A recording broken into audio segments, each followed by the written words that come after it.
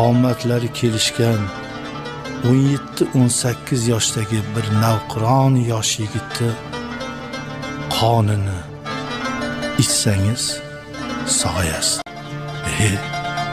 Podsho bo'lsam, butun bir mamlakatni egasi bo'lsam, topish oson buni. Topinglar. Tavba aytdi. Men o'zim ko'rsataman.